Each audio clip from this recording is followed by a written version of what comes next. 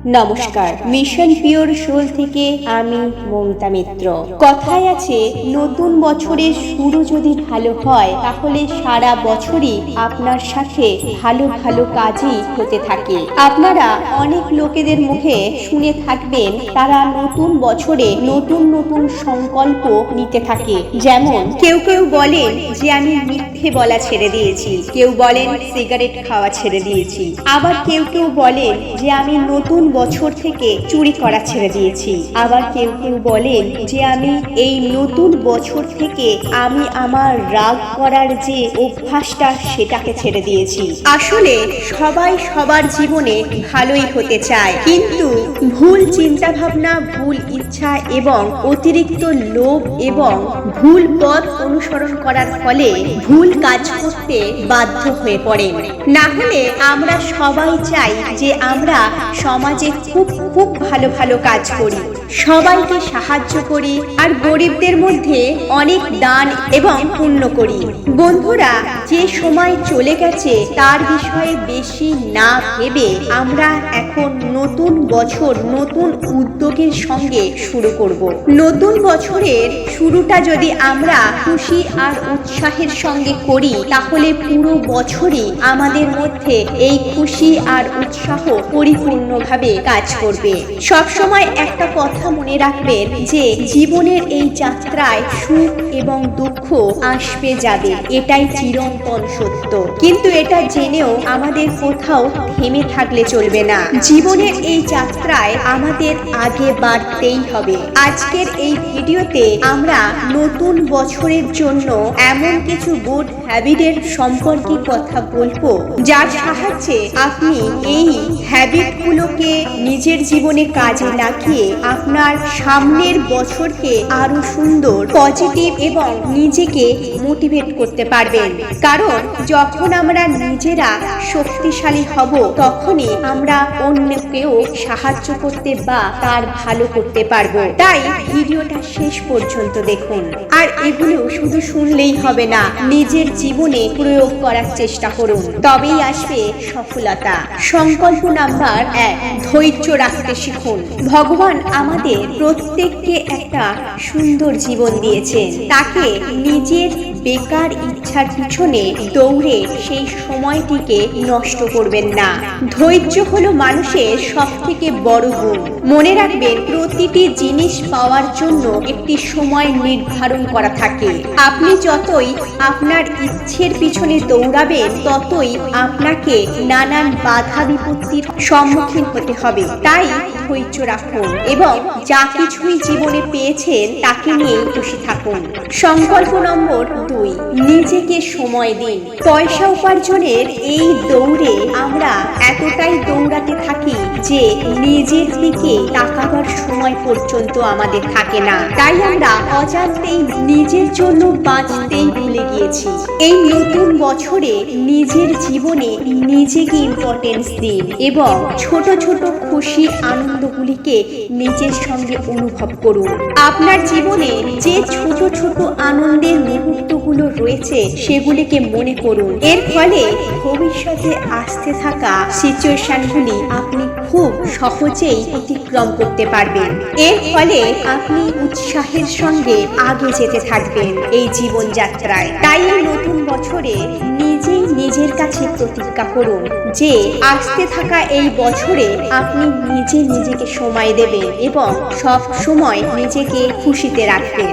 সংকল্প নম্বর 3, কিছু নতুন জিনিস শিখুন, কিছু নতুন করার চেষ্টা করুন। কারণ এই জীবন প্রতিটা মুহূর্তে আমাদের কিছু না কিছু শেখাতেই থাকে। জীবনে আসতে থাকা প্রতিটা মুহূর্ত আমাদের কাছে একটা নতুন নতুন জিনিস নিয়ে আসতে থাকে। হতে পারে সেটি কোনো ঘটনার রূপে বা কোনো ব্যক্তির রূপে আসে, কিন্তু যা আসে তা আমাদের কিছু শেখাবার জন্যই আসে। এই পৃথিবীতে যে কোনো ব্যক্তিই হোক না কেন তার মধ্যে কিছু না কিছু কমতি বা খামতি থেকেই যায়। কারণ এই পৃথিবীতে পারফেক্ট বলে কিছু হয় না, এমন কেউ নেই যে সে সব কিছুতে পারফেক্ট। তাই সবার মধ্যে কিছু না কিছু দোষ ত্রুটি থেকেই থাকে। যদি আপনার মধ্যে এমন কোনো কমতি থাকে যা অন্যের ব্যবহারে বদলানো সম্ভব, তাহলে আপনি সেই ব্যক্তির থেকে শিক্ষা নিয়ে নিজেকে বদলান, যা আপনার আগামী জীবনকে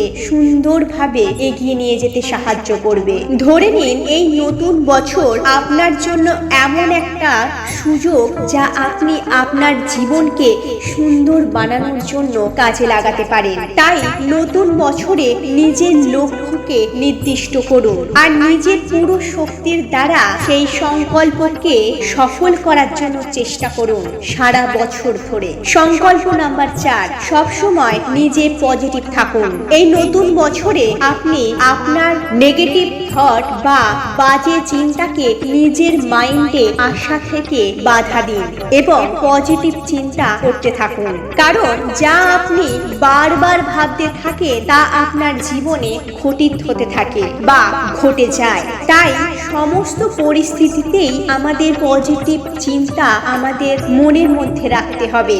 সবসময় নিরাশভাবে থাকা জীবনের জন্য এক প্রকার অভিশাপ হয়ে দাঁড়ায়। তাই নিজেকে আনন্দিত রাখুন।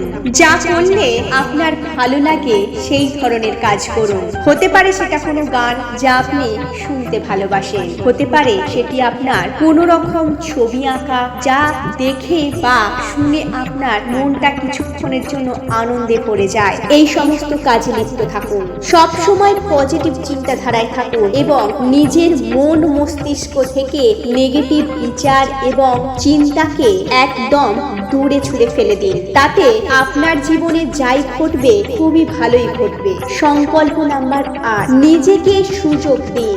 গত বছরগুলোতে যা আপনি করে উঠতে পারেননি সেই বছরের থেকে শিক্ষা নিয়ে নিজেকে সুযোগ দিন নতুন কিছু করার জন্য, যা আপনার জন্য মঙ্গলের হবে এবং অপরের জন্য মঙ্গল সাধন করবে। মনে রাখবেন, যদি আপনি কোনো কিছু করার জন্য কোনো সুযোগ খোঁজেন তাহলে এই বিশ্ব ব্রহ্মাণ্ড বা প্রকৃতি আপনাকে সেই রাস্তা আপনিই করে দেবে। নতুন নতুন সম্ভাবনা আপনার কাছে উন্মুক্ত হতে থাকবে, যা আপনি হয়তো ভাবতেও পারবেন না যে এটা কি করে হলো, কিভাবে হয়ে গেল। তাই সংকল্প নিজের মধ্যে পজিটিভ রাখুন। কথাতেই আছে, আপনি যদি 1 পা এগোন তাহলে পুরো ব্রহ্মাণ্ড আপনার জন্য 100 পা এগোতে রাজি আছে বা 100 পা এগিয়ে আসে। এই ব্রহ্মাণ্ডের কাছে ছোট বড় গরিব বড়লোক এই ধরনের কোনো ওয়ার্ডই প্রাধান্য পায় না। ব্রহ্মাণ্ডের কাছে আমরা সবাই সমান। প্রত্যেকে আমরা সবকিছু পাওয়ার যোগ্যতা রাখি, কিন্তু সঠিক নিয়ম বা নীতি না জানা থাকার ফলে আমরা পথভ্রষ্ট হয়ে পড়ি।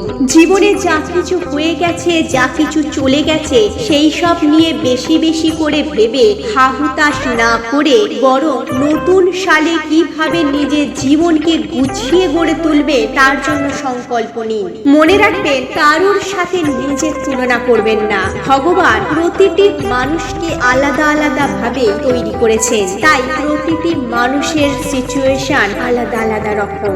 কারোর সাথে কিন্তু কারোর ম্যাচ খায় না। সবার জীবন যুদ্ধ একই রকম নয়, কিন্তু কম বেশি আমরা সবাই যুদ্ধ করেই বেঁচে রয়েছি। তাই কারোর সাথে নিজেকে তুলনা করবেন না। আপনি যেমন, আপনি আপনার মতন করে শ্রেষ্ঠ, এটাই মনে রাখবেন। নিজেরাই নিজেদের মধ্যে সংকল্প নিন যে আমরা নতুন বছরে অন্যের প্রতি দয়ালু থাকবো।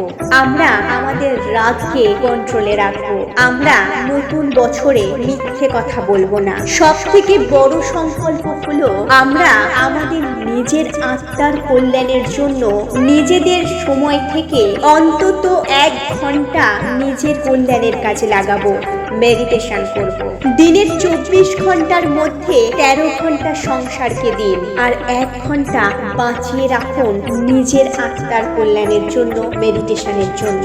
আসলে মেডিটেশন এমন একটি পাওয়ার যা আপনাকে যে কোনো পরিস্থিতিতে মুখোমুখি দাঁড়িয়ে লড়াই করার ক্ষমতা প্রদান করে। এমন সিচুয়েশন তৈরি হয় যে কোনো পরিস্থিতি আপনাকে দুমড়ে মুচড়ে ভাঙতে পারবে না। যে কোনো পরিস্থিতিতে আপনি মাথা উঁচু করে দাঁড়িয়ে থাকবেন। এটাই হলো মেডিটেশন বা ধ্যানের বেনিফিট। নতুন বছর আপনাদের খুব ভালো কাটুক, আপনাদের সকল সৎ মনের ইচ্ছা পূর্ণ হোক। এই নতুন বছরে আপনারা একে অপরের দিকে সাহায্যের হাত বাড়িয়ে একসাথে এগিয়ে চলুন।